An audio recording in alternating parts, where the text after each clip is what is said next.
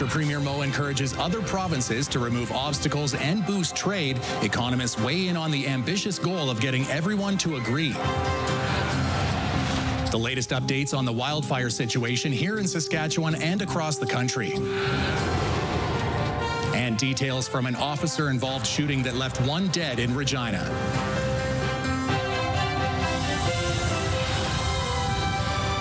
This is CTV News with Chantel Saunders. Good evening and thanks for joining us. Chantel is off tonight. I'm John Flatters. This wildfire season is officially the worst on record, not just for Saskatchewan, but for all of Canada. Federal officials are reporting more than 5.5 million hectares of land have burned so far this year, more than double the 10-year average for July. 561 wildfires are burning across Canada, including 51 here in Saskatchewan. This year has shattered records for both the amount of land scorched and number of people forced to evacuate their homes in Saskatchewan. While wildfires continue to threaten communities in the north, the province is working with international partners to get enough boots on the ground. Jasmine Pelche reports on the wildfire situation. Fire crews from Australia, Mexico, and across Canada are working to fight the ongoing fires in Saskatchewan. Some of the international firefighters are working with crews near Beauval, where wildfires have been threatening the community for weeks. It's stressful. It's been 18 days since these fires started. I think it was June 29th. The first lightning strikes started it up. We went through Canada with our celebrations. And then right after that, we went into evacuation and firefighting mode. Well, Liberty says that while they've been successful at keeping houses safe, the fight is far from over. Meanwhile, in Prince Albert National Park, the bullfire continues to burn at the northern boundary, 31 kilometers from Waskesiu. Some business owners say the situation has put them in a challenging spot. We're having people ask, well, what's the danger? And we said, well, Parks is saying there is no danger.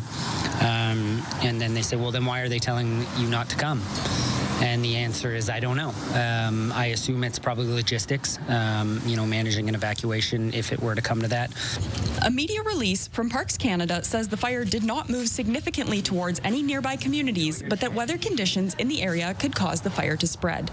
As of Friday afternoon, there are 51 active wildfires burning across the province, 12 uncontained. The Saskatchewan Public Safety Agency says 1,700 evacuees from 8 different communities have been either completely or partially evacuated. The province has secured permission from the Department of National Defence to use a fire camp if needed, although the SPSA says it is not necessary at this time. Jasmine Pelche, CTV News, Waskesiu. The Saskatchewan Health Authority is preemptively evacuating some Isle-Lacrosse residents due to air quality concerns and risks to road access during the wildfires. 19 long-term care residents and hospital patients from St. Joseph's Hospital and Health Centre Isle-Lacrosse will be transferred based on individual needs and capacity of receiving healthcare facilities in Meadow Lake and Wilkie. At this time, St. Joseph's Hospital remains open for anyone who requires emergency care. And it's been a devastating, fatal wildfire season, and it's only mid-July. With Ottawa warning, there's high risk of more wildfires this August. Mike LeCouture has more on the update and forecast for the rest of the year. We're at the halfway point of the year, and while Canada isn't on track to break a record for wildfires, it could be the second worst year in the last decade. There are 561 wildfires burning across Canada right now, and conditions for the rest of the summer will be ripe for more. Still, federal officials say they're ready to protect communities. Whether that's water bombers, whether that's a requirement for the Canadian Armed Forces to do an evacuation, whether that's helping with supplying things like fire hoses, whether that's it can be a broad assortment of matters that we're concerned with. Officials say so far this year, wildfires have burned 5.5 million hectares of land. That's more than double the average over the last decade. To give you an idea of the scope, that's nearly 8 times the size of the Greater Toronto Area. Today, the federal government announced a $12 million investment over 4 years to establish the Wildfire Resilience Consortium of Canada. It will connect domestic, international governments, the private sector, wildfire scientists and experts and affected communities to share knowledge, science, and technology so we can fight fires better. But it's not a national disaster agency, which was first considered 2 years ago during the record-setting wildfire season of 2023. And environmental researchers say prevention is also key. There's absolutely a role to be played for different forms of forest management, including control burns, including various types of timber harvesting and things like that, that can be done to reduce the amount of fuel that's on the landscape. But Kaplan is adamant. He says the big fires we're seeing now are being driven by climate change. And he adds the best way to mitigate the fires is to get a handle on greenhouse gas emissions. Mike Lecouteur, CTV News, Ottawa. Parts of Saskatchewan remain under air quality warnings due to wildfire smoke. Buffalo Narrows will see some of the poorest conditions, with the air quality health index hitting the, quote, very high risk category. Around 50 wildfires are burning across the province. Environment Canada recommends limiting time outdoors when air quality is poor, especially for pregnant women, seniors, and those with respiratory issues.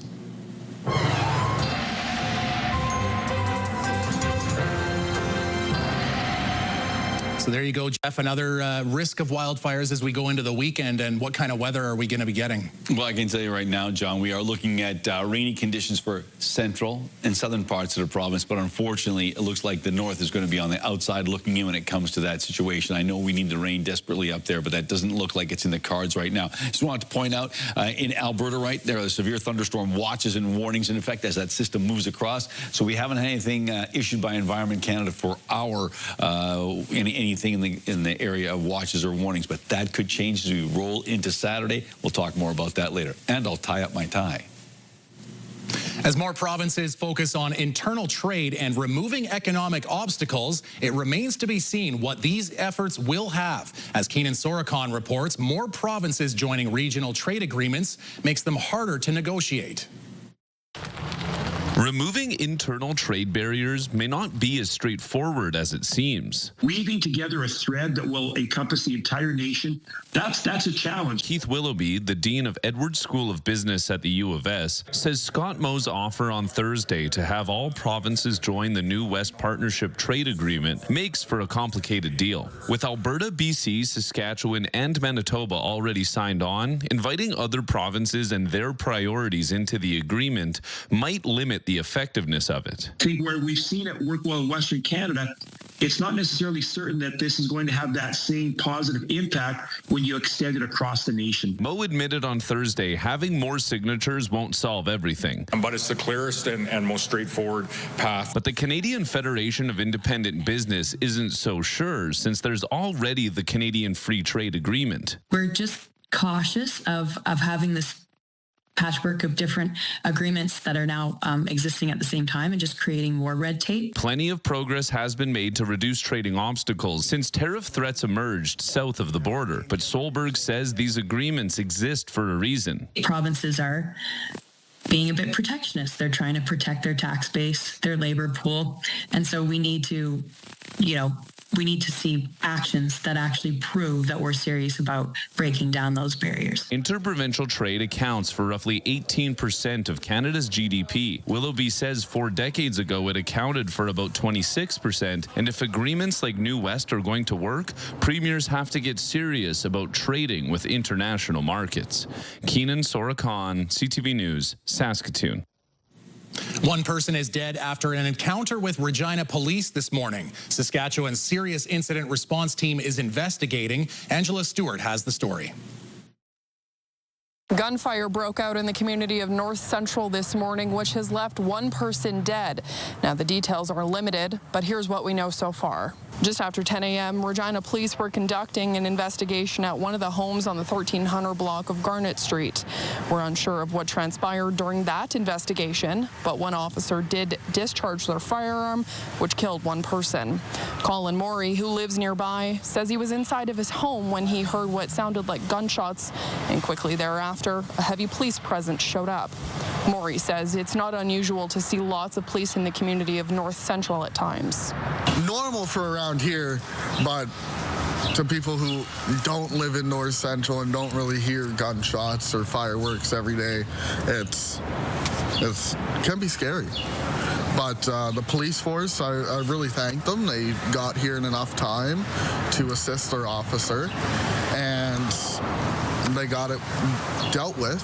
CERT has taken over the investigation and is asking anyone who witnessed the incident or has video of it to contact them to speak to an investigator. Regina Police echoing that and are hopeful anyone with information will come forward. Angela Stewart, CTV News, Regina. An investigator is trying to determine the cause of a late-night apartment fire in Saskatoon. It happened on the second-story balcony of an apartment building on the 800 block of Confederation Drive just after 11 o'clock last night. Firefighters arrived to find black smoke coming from the unit. The fire, though, was quickly extinguished and all occupants were evacuated. There were no injuries, and investigators are looking into what caused the fire to start. A small community in southwestern Saskatchewan is devastated following an early morning fire. The blaze erupted at the Dodsland rink around 6 a.m. Fire crews from Dodsland, Plenty, and Corrobert worked quickly to extinguish the fire. A cause or damage to the rink, home to the Dodsland Stars and Western Prairie Thunder, has not yet been determined. There were no injuries to report. Dodsland is about 60 kilometers northeast of Kindersley. A 22-year-old woman has died after being struck by a vehicle on Big River First Nation. RCMP say it happened around 10:40 on Wednesday. Emergency crews, including Stars Air Ambulance, responded to the scene where she was pronounced dead. Her family has been notified. Police say the driver of the involved vehicle remained at the scene. RCMP and a collision reconstructionist continue to investigate. Big River First Nation is located about 120 kilometers northwest of Prince Albert. A teen boy has been charged after incidents involving bear spray in Saskatoon this morning. Police say the first incident happened around 6 a.m. in the 700 block of 7th Avenue North. A person flagged down officers and claimed someone dressed in all black had sprayed their vehicle with bear mace. Shortly after, police received another call, this time about a suspect with bear spray trying to get into a home on Duke Street. The 17-year-old boy was found carrying a can of bear spray and has been charged. A 45-year-old female is recovering from non-life-threatening injuries from an assault last night. Saskatoon police say they responded to an assault in progress around 10:30 last night at a residence in the 200 block of Avenue L South. When they arrived, officers found a woman suffering from multiple stab wounds. The 32-year-old female suspect was located and arrested at the scene. She's charged with aggravated assault. A Regina chiropractor found guilty of sexual assault is appealing his conviction and sentence. Ruben Mans was found guilty of 1 count of sexual assault in December. He was found not guilty of 5 other charges, while a retrial was ordered for a 7th complaint. Mans's appeal claims the Crown's closing submissions were improper and caused a miscarriage of justice. It adds the trial judge made an error by failing to declare a mistrial. No date has yet been set for the appeal. BHP has announced they will be delaying production at their potash mine in Jansen from late 2026 to mid-2027. The company also revealed that the cost of the stage 1 of the project has jumped up from around $5.7 billion US to more than $7 billion US. It says inflation is one of a few reasons for cost going over budget. BHP says given the potential for additional potash supply coming to market, it's considering delaying first production from Jansen's second phase by 2 years to 2031. The YXE Urban Games kicked off today. The 3-day event features sports like 3-on-3 basketball, futsal, disc golf, spike ball, wakeboarding, skateboarding, and parkour. On top of the competition, there's music, food trucks, and art, including live mural making and car graffiti. The event continues all weekend and wraps up Saturday. A Saskatoon mother is raising concerns about a pigeon problem she says poses serious health risks to her toddler, who has a chronic illness. She's wanting to put up a net to keep the birds away, but she says the property management company won't let her. CTV's Stacey Hine has the story.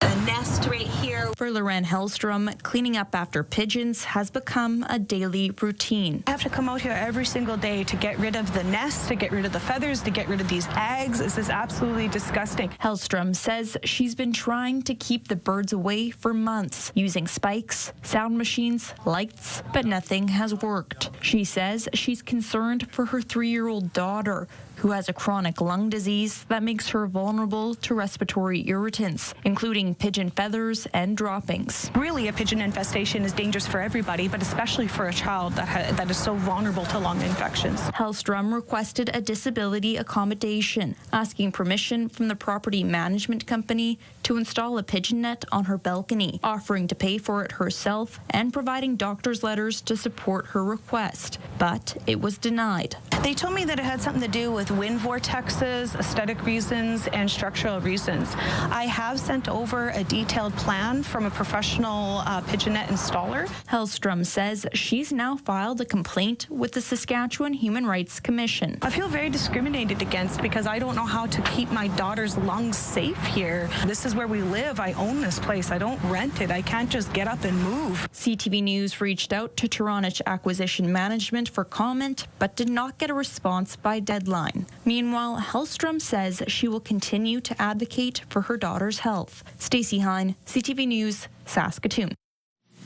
Nearly 80 years ago, a doctor in the southeast corner of the province was well known for this mode of transportation. And now his granddaughter has completed the task of repairing and bringing the machine back to life. Mick Favel tells us more.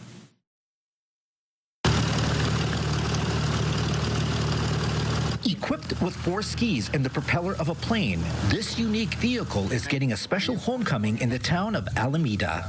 Found in the back of a museum hangar, a married couple with ties to the area put in hundreds of hours to get the snowplane back in prime condition. It was in really poor condition, very rusted. I just started building parts. I didn't know it that well as we got going. I got learning more and more about it. It's not like anything else.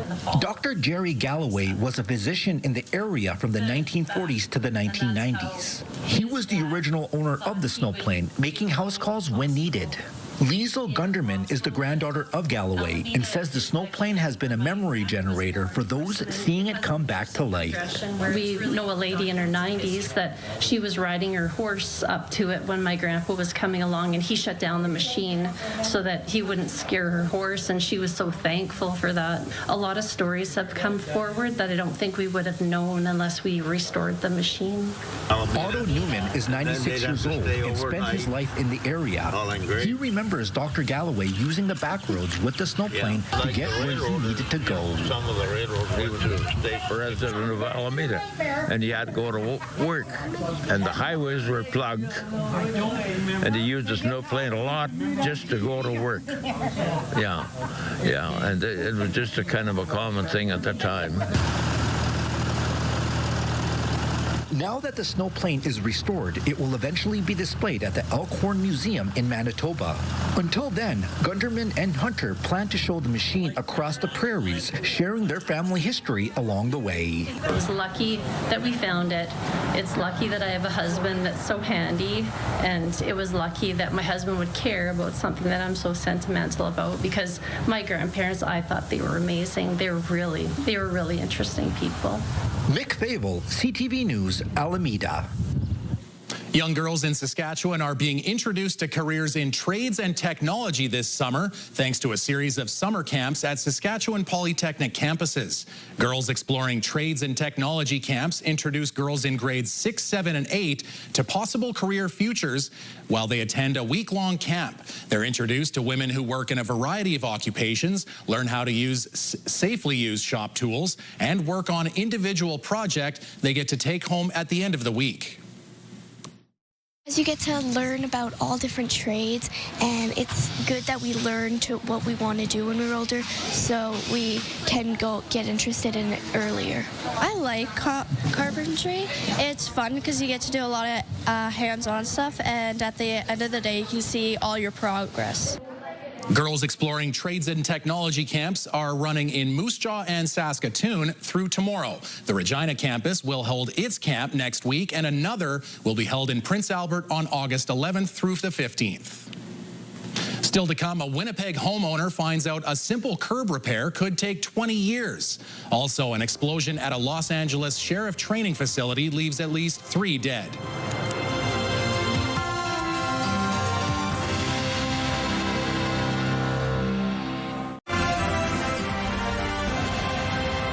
You're watching CTV News live from downtown Saskatoon. Thanks for staying with us.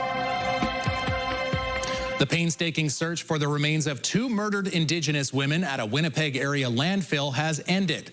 Partial remains of Morgan Harris and Mercedes Myron were found at the Prairie Green landfill earlier this year. They were murdered by serial killer Jeremy Skibicki in 2022. The province says both victims were honored in private ceremonies this week, and soon search crews will begin work at a second landfill. They'll try and locate the remains of another woman killed by Skibicki. A Winnipeg homeowner was stunned when he learned it would take 20 years for the city to repair a crumbling curb leading to his driveway. I went, this has to be a typo.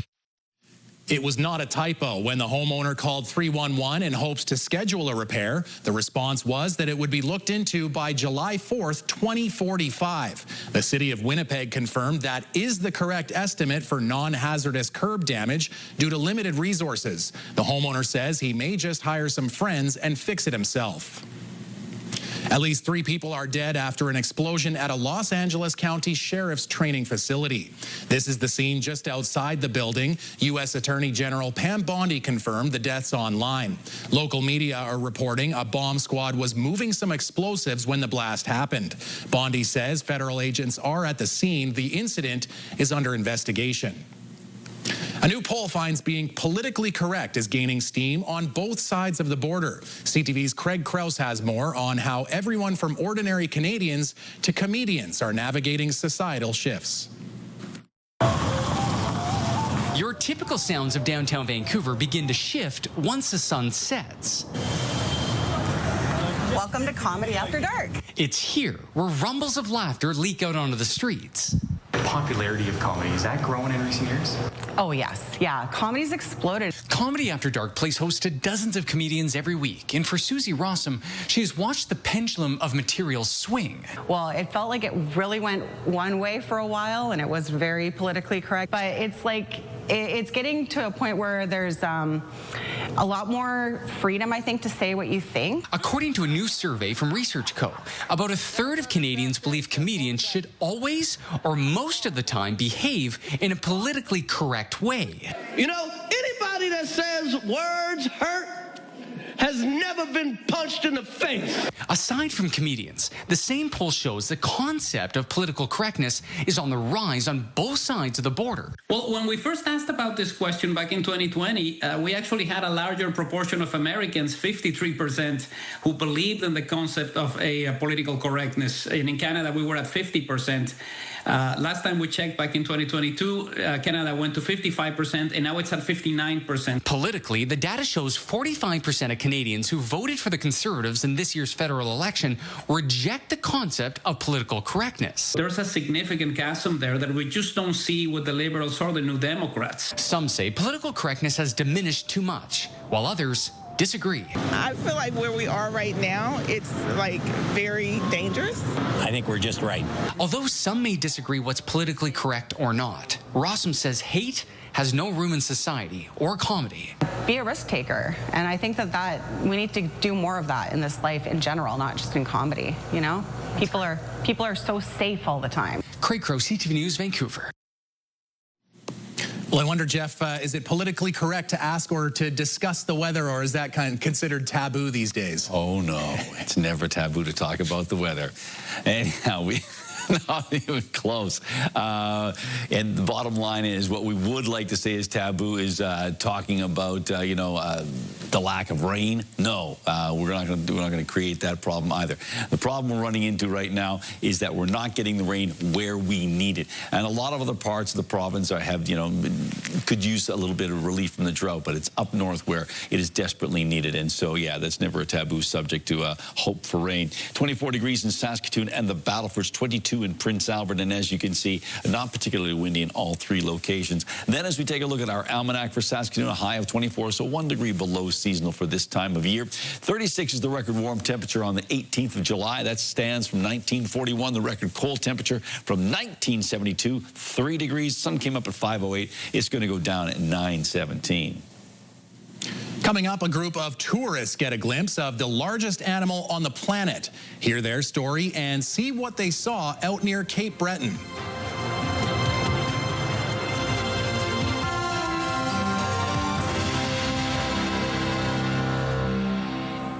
All right, welcome back. Hey, we got some people playing tennis, and actually it's been, it's not too bad. The air quality isn't so bad right now, so these people aren't, living dangerously, but, it's like, let's see. Anybody get a good serve? Come on, let it rip.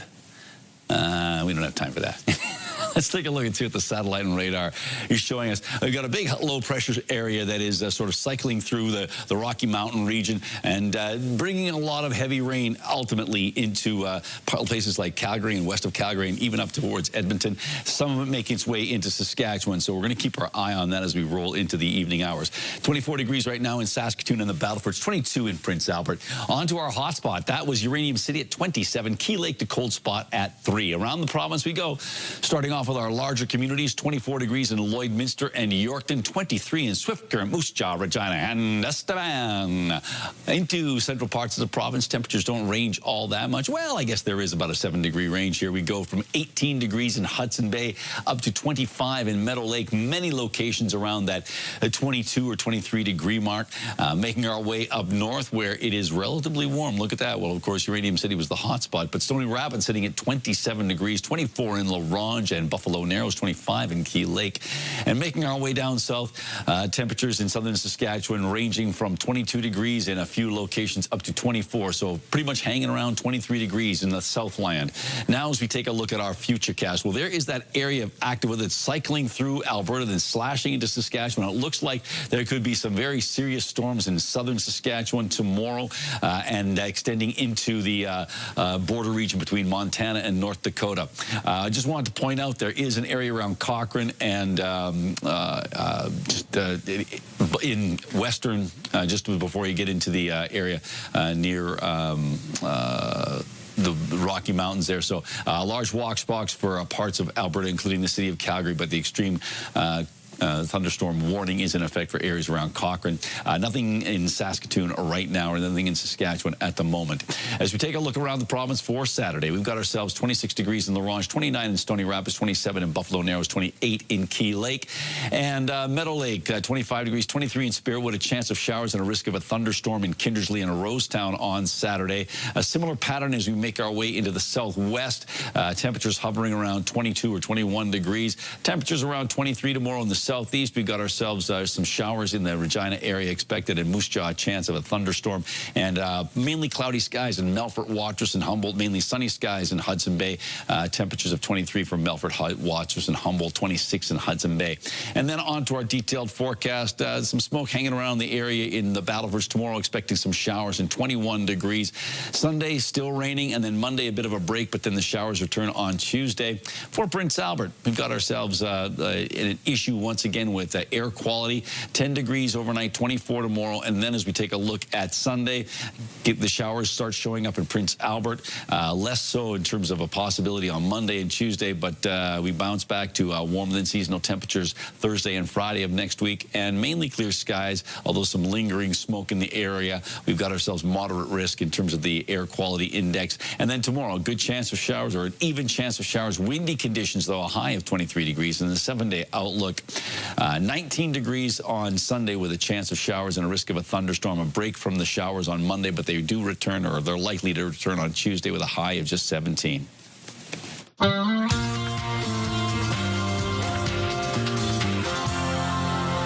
want to let you know something that I found out just last night. Next year will be our last season. The network will be ending The Late Show in May. Stephen Colbert broke the news last night that his show will be ending in May of next year. He wasn't just talking about his stint as host, saying the Late Show franchise is coming to an end. CBS calls the move a, quote, purely financial decision. It comes just weeks after its parent company, Paramount, settled a lawsuit with President Donald Trump as Paramount seeks federal approval for a merger with Skydance Media. Colbert took over the Late Show from David Letterman, who moved to CBS in 1993.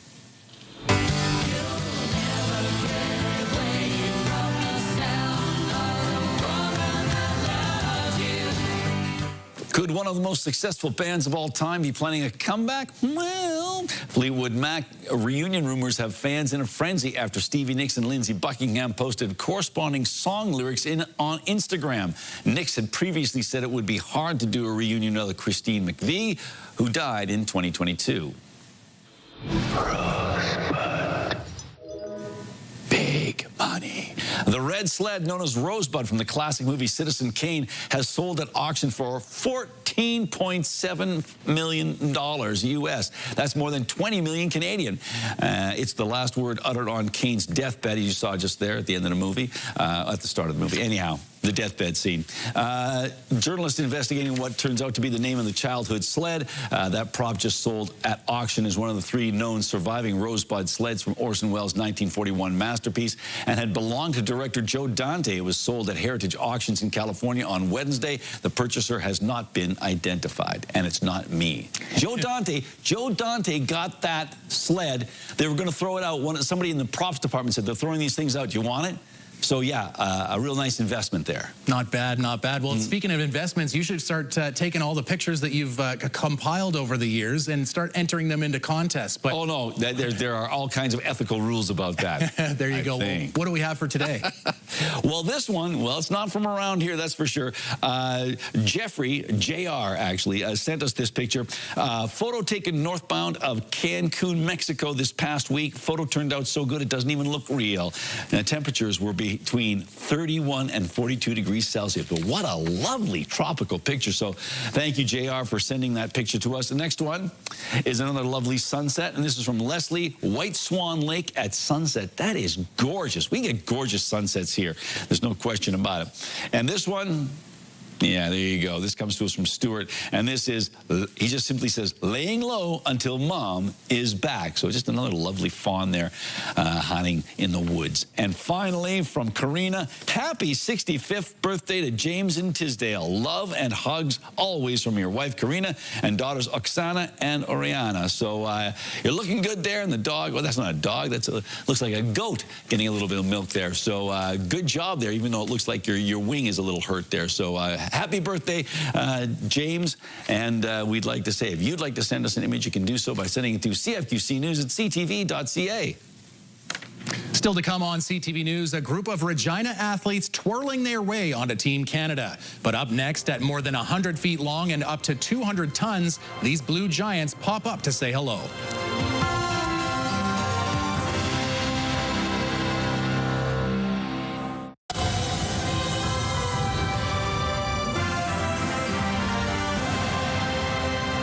A tour group in Cape Breton was treated to a rare and spectacular look at the largest animal on Earth, the blue whale. CTV's Ryan McDonald has the story. Most of the time, it might not exactly be newsworthy for a whale-watching tour to spot a whale, but this was a special kind of marine mammal. We started seeing them at 9:30 yesterday morning. This whale-watching tour guide in Indigenous was able to give his customers a special treat throughout the day as a blue whale that had made its way into the waters off Indigenous Harbour stuck around until supper time. Oh, everyone was amazed. A lot of people said I made their day or made their week. They were very happy, and there was a lot of cheering and clapping for sure. Yes, it absolutely is. That is one of the most amazing animals you'll ever get to see on the planet. The head of the Marine Animal Response Society, or MARS, says it's not that unheard of for the biggest species of whale in the world to make its way into maritime waters. But to see an encounter that was that up close and personal is fairly rare. I mean, we do get blue whales that will come to Eastern Canadian waters in the summer, especially to feed and whatnot. But to have it that close to shore and in that location off Cape Breton is a pretty rare and special treat. Back in Ingonish, the tour captain says the blue whale hasn't been spotted today, and he figures it may have moved along. But this isn't the only time they've seen something pretty spectacular. 7 years ago, nearly to the day, a pod of beluga whales made quite a sensation when they made an extended visit to the waters off the Cabot Trail. They spent about 2 or 3 weeks in the channel there behind me between the two buoys, and people were able to go out and check them out every day with their boats. For now, he and his lucky passengers are still talking about a whale of a tale and an up-close encounter they were lucky enough to catch on tape. Ryan McDonald, CTV News, Ingonish, Nova Scotia. When we come back, the Rough Riders get ready to do battle with the BC Lions and possible evidence of the world's oldest settlement in Albania.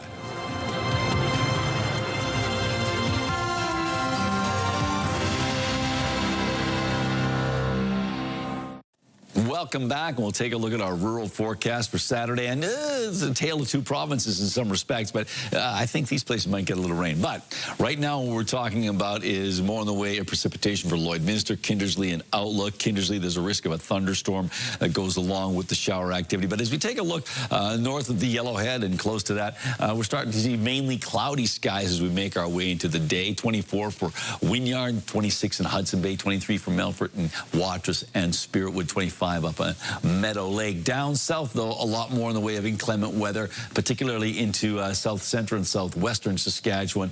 A lot of places not only have shower activity, but it comes with a risk of thunderstorms. Closer to the Manitoba border, though, as we make our way eastward, 24 degrees in Kenora, 23 in Broadview, and Carlisle also at 23. And those locations are just expecting mainly cloudy skies. So what about Grenfell? So Grenfell's sort of on the dividing line there down in southeastern Saskatchewan, but we're looking at mainly cloudy skies or partly cloudy conditions for Grenfell. A high of 23 degrees and the winds out of the southeast at 15. And Grenfell is one of the places where internet plans of up to 1 gig are available from SaskTel.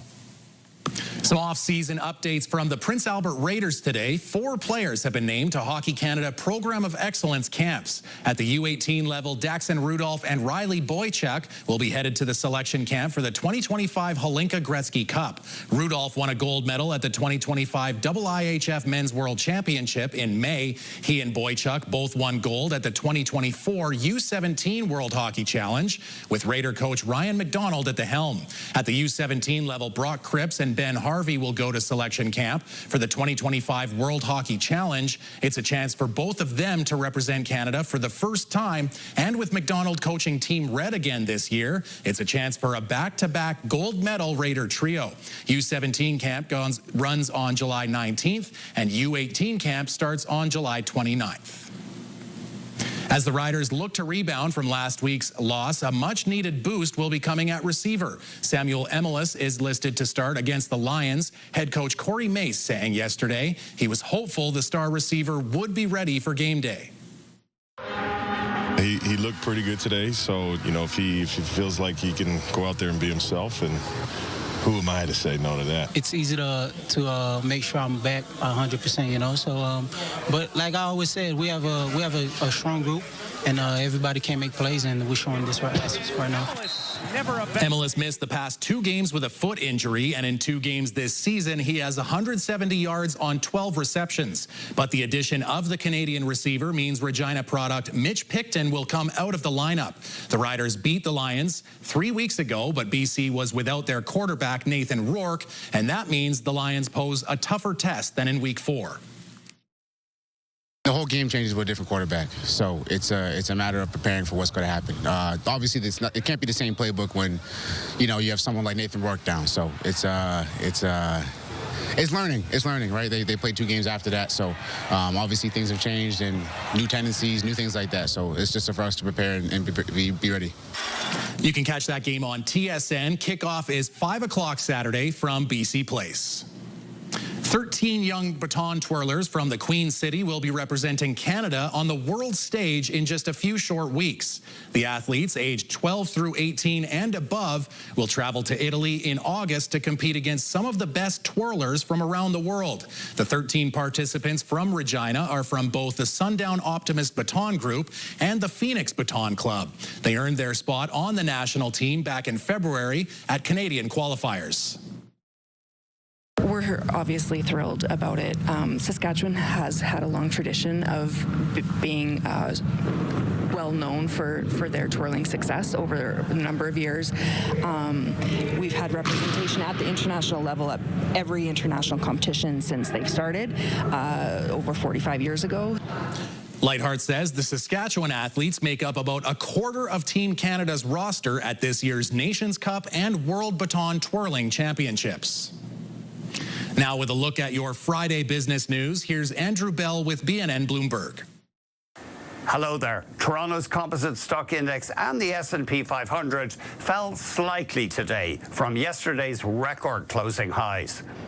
Strategists at Bank of America said the share of global stock market flows heading to the U.S. has plunged in 2025 as President Donald Trump's trade war raises doubts about the stability of American policy. U.S. stock funds attracted just under half of total flows this year so far, compared with 72% in 2024. And American oil executives expect to drill significantly fewer wells in their vast shale fields this year amid weak crude prices and concerns that Trump's tariffs will hurt profits. One corporate leader told the Federal Reserve Bank of Dallas, quote, "It's hard to imagine how much worse policies and D.C. rhetoric could have been for U.S. oil companies." The Canadian dollar traded at 72.84 U.S. cents, and it was up 0.13 of a cent. West Texas Intermediate oil changed hands at $67.38, down 16 cents. Our latest fix on Western Canadian Select oil has it at $54.67, up 71 cents. And the Toronto Stock Exchange Composite Index ended at 27,314.01, down just under 73 points. That's the latest in business. I'm Andrew Bell of BNN Bloomberg. Coming up, archaeologists think they've found the oldest known settlement. Then, sticking out like a sore thumb, these two lobsters get a second chance. Select Hair Service is brought to you by Sage, the beauty bar. So here we go, Jeff. We're getting into, I guess, super old history, ancient history, because archaeologists working in Albania have found what they believe to be the oldest human settlement built on a European lake. I estimate it's about 6 hectares, and we have now done not even 600 square meters. So this is just a small peak hole in the whole settlement area. They found evidence of organized hunting and farming dating back to 8,000 years ago. A team of divers have been removing wooden stilts from the lake that supported homes. They've also found bones of domesticated and wild animals, copper objects, ceramics, and detailed carvings. The settlement is on Lake Ohrid and is believed to cover around 6 hectares. Many studies show the lake is also the oldest in Europe. So there you go. I don't know. I'm trying to remember now off the top of my head. Is that the oldest? Or You know, I don't have that on my list of things to remember. Well, let's finish with a nice smiley one. And sometimes people say appearances don't mean anything. Well, 2 extremely rare lobsters were supposed to be sold and eaten, but they've been saved. The pale blue one is named Moon Mist after the maritime ice cream flavor. The black and red one is called Bingo. They are very rare. The blue one is 1 in 1 million. The black and red, 1 in 50 million. So very rare lobsters that will spend the summer, and then they'll go back to the sea. All right, well, there you go. So, yeah, we're going to keep our eye on some of the action in the weather out by Cochrane and Canmore and those places, and there are severe thunderstorm watches in effect for areas around Calgary. Should be okay around here. What's this? Well, let's finish it off, and just like it's going on, there's activities going on everywhere, and this is the Bach Festival. That's right. Back to Bach is ongoing right now. Some fiddling and dancing going on. I want to thank Daniel Shingoose, one of our fine photographers, for getting these images. And yeah, it looks like it's another successful event. It's getting bigger and bigger. I think they said they had 40,000 people there last year, and they're expecting more this year. So thanks to all of these people you see on your screen who make this show go each and every day. We want to thank them. We want to thank you for tuning in. And yes, be careful out there because it might be a little soggy at times over the weekend. You know, there's got chariots and chuck wagon races. We missed it, but Rebecca Strong performing last night there, the Canadian, Canada's Got Talent. Almost got that one wrong. Well, there you go. So always something to do here in Saskatchewan on the weekend, and oh boy, is there a lot going on there.